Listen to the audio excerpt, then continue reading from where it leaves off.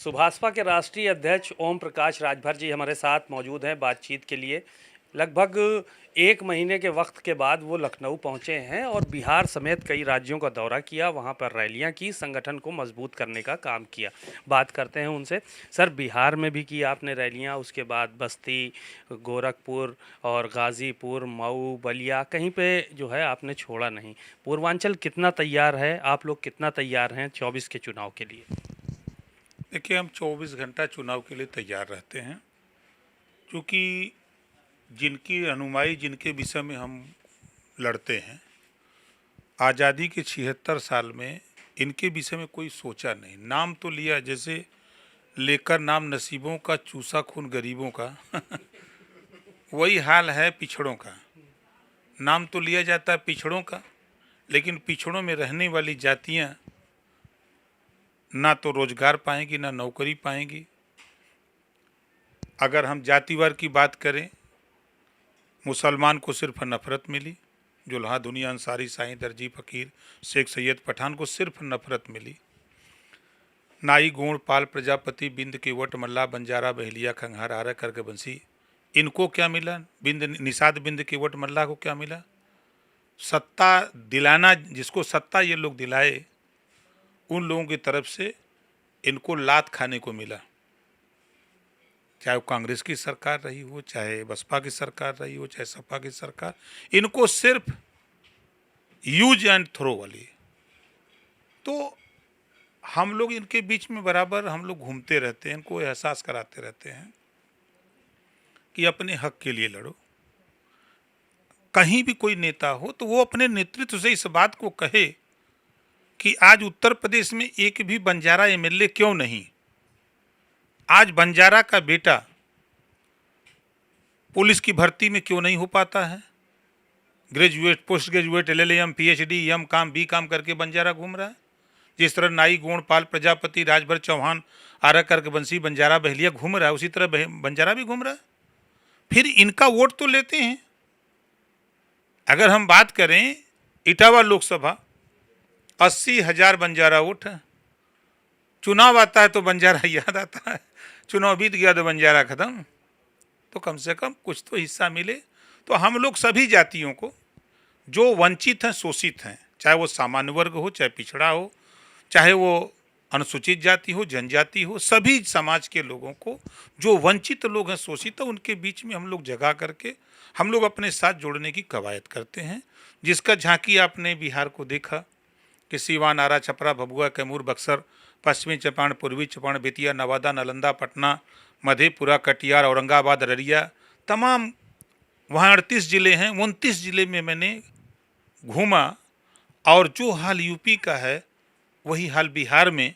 यहाँ जैसे मायावती जी और अखिलेश जी और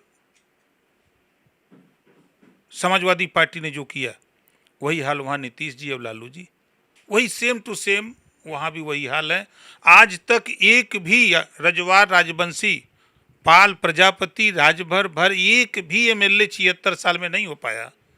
जिनका वोटर 50 लाख वोटर हो, वो एमएलए नहीं बन पा रहा है। एमपी तो छोड़ दीजिए, एमएलसी नहीं बन पा रहा। तो समाज में हम लोग जो इस तरह का मूवमेंट चला रहे हैं, जिस तरह रुझान आ रहा है, सभी जो पार्टियां से वोट देते देते उब गए हैं लोग, अब वो समझ रहे हैं कि नहीं, ओम प्रकाश राजभर सबके हक की बात कर रहा है, सबकी लड़ाई लड़ रहा है। जो राजनीति सत्ता में करने वाले लोग हैं, सत्ता का किए और आज सत्ता में भी हैं, जातियों का नाम तक नहीं जानते, तो उनको हिस्सा कैसे देंगे? सवाल तो ये भी है। आप जो है बात कर रहे हैं बंजारा, बहलिया, अर्कवंशी, नाई, गोंड, पाल, प्रजापति, जितनी भी जातियों के आपने नाम लिए हैं। भारतीय जनता पार्टी की भी तो सरकार 10 साल से है, देश में है। उत्तर प्रदेश में 2 टर्म हो गई। इन लोगों को क्या लाभ मिल पा रहा है भाजपा की सरकार में? आप तो उनके अंग हैं, इस वक्त आप उनके गठबंधन में हैं। देखिए, जब भिखारी भीख मांगता है तब उसको भीख मिलती है। ये लोग अभी सोए हुए लोग हैं। इनको शिक्षा से, स्वास्थ्य से, रोजगार से, नौकरी से, ये कहाँ किससे मांगने जाएं? जिसके कहने पर वोट दिए, जो नेतृत्व करता है, उसको इतना अकल नहीं है कि हम अपने समाज के हक के लिए लड़ें। आपने देखा कि विधानसभा के अंदर और भी तो पार्टियों के पिछड़े नेता हैं, है ना, लेकिन वो पिछड़े नेता कभी सदन के अंदर जबान खुलती है, बोलता है अगर सदन के अंदर पिछड़ों के सवाल पे, अनुसूचित जाति जनजाति के सवाल पे, वंचितों के सवाल पे, शोषितों के सवाल पे, तो ओम प्रकाश राजभर हम जगाने का प्रयास कर रहे हैं कि आप अपने हक के लिए लड़ने के लिए तैयार हो, तभी हक हिस्सा मिलेगा। आपने देखा जब शुरू में अर्कबंसी और आरक को मैंने ले आया प्लेटफार्म पर, तो तमाम हमारे साथी पूछे कि अर्कबंसी क्या होता है। हम कहे भाई ये भी इंसान है, इसी प्रदेश में रहता है।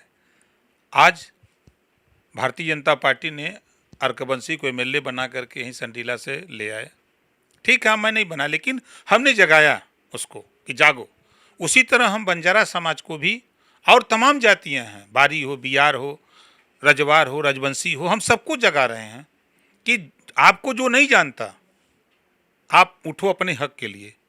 22 जिले में लोध बिरादरी के लोग हैं, 22 जिले में, जिनको वोट दे के एमएलए बनाते हैं, सरकार बनवाते हैं। जब उनके तकलीफ होती है, पीड़ा होती है, तो उनकी बतिया सुनने वाला कोई नहीं।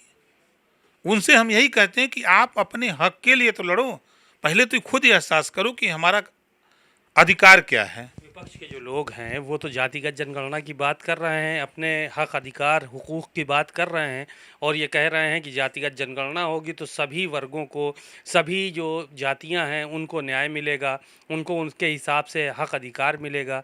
तो आप भी जातिगत जनगणना की मांग करते हैं, विपक्ष के हाँ में हाँ मिला रहे हैं, या फिर सरकार से अलग से मांग कर रहे हैं? 20 साल हो गया मुझे, 20 साल से हम जातिवार जनगणना के पक्षधर। जब अखिलेश जी की जबान नहीं खुलती थी जातिवार जनगणना को लेके, जब ये जातिवार जनगणना क्या होती है जानते नहीं थे, तब से ओम प्रकाश राजभर जातिवार जनगणना के पक्षधर हम, हमारी पार्टी अपने इस अभियान को चलाती रही। जब मैं इनके साथ गया गठबंधन में, तब इनको एहसास हुआ कि जातिवार जनगणना, तब इनको एहसास हुआ, सत्ता में थे 5 साल खुद ने, और उस समय इनके पास पावर था, ये चाहते तो प्रदेश में जातिवार जनगणना कराते, लेकिन उनका ध्यान तो दूसरी तरफ था, जातिवार जनगणना की तरफ नहीं। मैं बोलता हूं तो लोगों को बुरा लगता है, जाति चीन चीन के काम होते हैं। अभी देवरिया में पीडीए में चौहान भी तो आता है ना, जहां गए थे सपा के मुखिया, वहां से 3 किलोमीटर दूरी पर चौहान की भी हत्या हुई है। 2 जून की घटना के वजह, 2 अक्टूबर की घटना के वजह से उस चौहान के घटना को दब गया हो, चर्चा तक नहीं हुई है ना, वहां नहीं जा सकते, वोट चाहिए चौहान का। राजभर की हत्या होगी वहां नहीं जाएंगे, पाल की हत्या होगी नहीं जाएंगे, बिंद की हत्या होगी, निषाद केवट की हत्या होगी नहीं जाएंगे, गियार की हत्या होगी नहीं जाएंगे। तो कहीं ना कहीं भेदभाव तो है भैया हम लोगों के साथ। हम तो वहीं देवरिया बड़े ताजुब है, मैं तो गया था, जब चौहान के यहां पहुंचा, सुना उसकी पीड़ा, तो मुझे आश्चर्य हुआ कि बार भाई क्या खेल है, आप जाते हो जाति चिन्ह करके भाई। वो तो दोनों परिवारों में गए थे, दुबे जी के यहाँ भी गए, यादव जी के यहाँ भी गए। मैं चौहान की बात कर रहा हूं, मैं दुबे जी यादव जी की बात नहीं कर रहा हूं, मैं चौहान की बात कर रहा हूं। समाजवादी पार्टी में जो भी चौहान लीडर है, अगर वो वास्तव में मर्द है तो वहां चौहान की हत्या हुई थी, वहां क्यों नहीं ले गया? राजा राम चौहान के दामाद की हत्या हुई है, प्रमुख है वो आदमी, उसके दरवाजे क्यों नहीं भैया? आप जहां गए स्वागत है, हम उसका विरोध नहीं करते। मैं भी वहां गया था, दोनों परिवार से मिला, चला आया। उसके बाद में दोनों से मिलने के बाद मैं गया चौहान के यहाँ, वहां गया, वहां अनुसूचित जाति जनजाति के लोग थे, उनकी पीड़ा को सुना, चौहान के दरवाजे पर बैठा, उनकी बात सुना, वहां भी देखा। लेकिन आश्चर्य यह होता है कि जब चौहान की हत्या होती तो नजर नहीं आती है, राजभर की होती है, बंजारा बहेलिया गियार की होगी, लोध की होगी, चौरसिया की होगी, तो ध्यान नहीं आएगा। लेकिन ध्यान कहाँ रहेगा, अब आप समझ रहे हैं। संजय निषाद हैं, आपके सहयोगी हैं।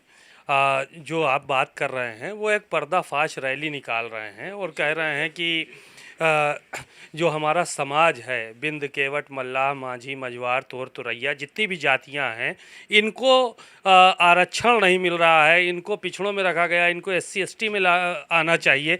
इसको लेकर सरकार में रहते पर्दाफाश निकाल रहे हैं, बताइए उनको निकालना पड़ रहा है।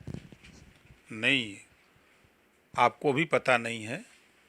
वो ये समझा रहे हैं कि पिछले 76 साल की आज़ादी में चाहे सपा की सरकार हो, चाहे बसपा की सरकार रही हो, चाहे कांग्रेस की सरकार, तेरी गिनती नहीं थी। तेरा शोषण किसने किया?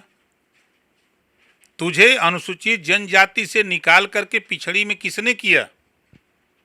ये बात संजय निषाद जी बता रहे हैं और ये कह रहे हैं कि हम अनुसूचित जनजाति में थे तो फिर हमें निकाला क्यों गया, निकाला किसने? वो बात जनता के बीच में अपनी कम्युनिटी में बता रहे हैं। बात का जवाब तो वो नहीं दे पा रहे हैं कि 10 साल में क्यों नहीं शामिल करा लिया फिर उन्होंने। 10 साल से तो सरकार में गठबंधन में है ना, वो तो शामिल करा लिए होते। वो भी 6 साल तो हुआ, अभी 10 साल कहाँ हुआ, 6 साल हुआ। केंद्र में तो 10 साल से सरकार है ना। तो केंद्र में जब वो केंद्र में गए हैं, 10 साल से हैं, तो प्रदेश में मामला देखिए, उसका सिस्टम प्रदेश से होता है। कोई भी जाति किसी श्रेणी में तभी जाएगी जब प्रदेश सरकार दोनों सदन से प्रस्ताव बना करके केंद्र को भेजे, केंद्र दोनों सदन फिर उस पर मुहर लगावे, फिर वो RGI के यहाँ जाएगा। RGI registrar general of India वो उस जाति को श्रेणीबद्ध करता है। ऐसे कह देने से नहीं होता।